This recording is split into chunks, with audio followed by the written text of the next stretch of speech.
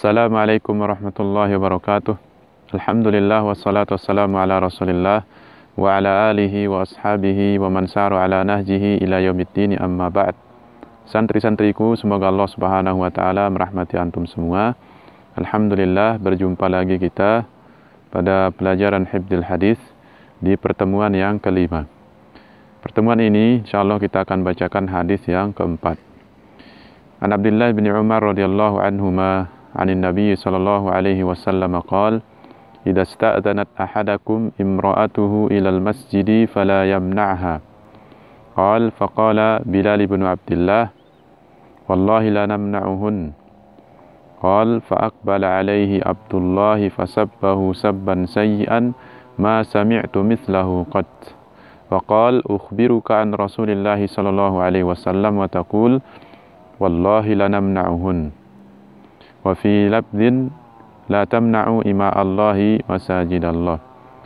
Dari Abdullah bin Umar radhiyallahu anhuma, dari Nabi sallallahu alaihi wasallam, beliau bersabda, apabila istri salah seorang di antara kalian meminta izin untuk keluar ke masjid, maka janganlah dia melarangnya. Qal, perawi mengatakan, faqala Bilal ibnu Abdullah, Bilal ibnu Abdullah yang merupakan putra Abdullah bin Umar mengatakan, demi Allah aku akan melarang mereka. Qal, perawi mengatakan, fa'aqbala alaihi Abdullah, kemudian Abdullah bin Umar mendatangi Bilal, fasabbahu sabban sayyan, kemudian dicerca dengan cercaan yang buruk, ma sami'tu mithlahu qad, aku tidak pernah mendengar cercaan yang semisal dengan cercaan tersebut. Dan beliau mengatakan, ukhbiruka an Rasulillah sallallahu alaihi wasallam wa taqulu wallahi la namna'uhun. Aku kabarkan engkau dari Nabi sallallahu alaihi wasallam, namun engkau mengatakan, demi Allah aku akan melarang mereka. Dalam riwayat yang lain atau dalam lafaz yang lain, Nabi sallallahu alaihi wasallam mengatakan, la tamna'u ima Allahi masajidallah.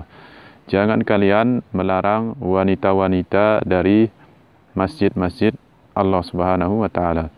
Hadis diriwayatkan oleh Imam Bukhari dan Imam Muslim.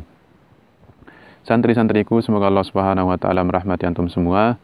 Faedah yang dapat kita ambil dari hadis yang mulia ini, yang pertama adalah bolehnya bagi wanita keluar pergi ke masjid, dengan catatan dia harus izin kepada suaminya, karena kalau tidak dia akan berdosa. Yang kedua, ketika dia keluar, dia tidak memakai wewangian, tidak bersolek, tidak berdandan, supaya laki-laki yang di luar sana tidak terfitnah. Kemudian yang ketiga, memastikan ketika dia keluar itu tidak terjadi fitnah. Karena pada asalnya wanita itu hukumnya adalah diperintahkan lebih banyak tinggal di rumah. Allah subhanahu wa ta'ala berfirman, wa qarna fi buyutikunna wala tabarrujna tabarrujal jahiliyah. Tinggallah kalian di rumah-rumah kalian dan jangan kalian bersolek seperti bersoleknya wanita-wanita jahiliyah.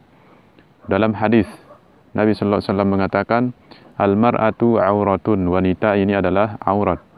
Idza kharajat istashrafaha syaitan. Apabila dia keluar, maka syaitan akan menghiasi dirinya, menjadikannya indah di pandangan laki-laki. Maka para wanita kalau ingin keluar, hendaklah minta izin kepada para suami dan memastikan bahwa ketika dia keluar tidak ada fitnah, aman dari fitnah. Faedah yang kedua yang dapat kita ambil dari hadis yang mulia ini adalah bahwa tanggung jawab kepala keluarga adalah mendidik keluarganya.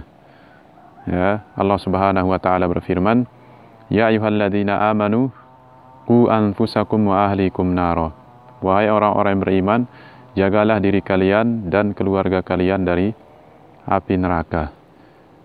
Sahabat Ali bin Abi Thalib radhiyallahu taala anhu mengatakan, allimuhum wa addibuhum. Ajarkanlah mereka dan ajarkanlah adab kepada mereka. Ajar mereka agama. Ya, ajarkanlah mereka perintah-perintah yang harus mereka kerjakan. larangan-larangan yang harus mereka jauhi. Ajarkanlah mereka adab-adab. Ini akan ditanya nanti oleh Allah Subhanahu wa taala pada hari kiamat. Rasulullah SAW bersabda, "Kullukum ra'in wa kullukum mas'ulun an ra'iyatihi." Setiap kalian adalah pemimpin dan setiap kalian akan dimintai pertanggungjawaban dari apa yang dipimpinnya. Itu faedah yang kedua. Ya, kepala rumah tangga dia berkewajiban untuk mendidik anaknya. Lihat bagaimana Abdullah bin Umar memberikan contoh. Ya, ketika anaknya salah, jelas-jelas bertentangan dengan sunnah Nabi SAW, maka Abdullah bin Umar tidak segan-segan menegur anaknya, bahkan mencercanya dengan cercaan yang buruk. Ya, karena sayangnya beliau terhadap keluarganya. Ya, supaya mereka tidak terjatuh kepada keburukan dan kesalahan. Dan ini yang patut untuk kita contoh. Ya, manakala hadis Nabi SAW ditentang, maka kita harus memiliki sikap yang tegas. Ya, tidak peduli apakah dia keluarga, apalagi orang lain. Jika hadis Nabi SAW ditentang, maka kita harus memiliki ketegasan. Demikian dua faedah singkat yang dapat kita ambil dari hadis yang mulia ini. Mudah-mudahan bermanfaat. Barakallahu fikum. Wassalamualaikum warahmatullahi wabarakatuh.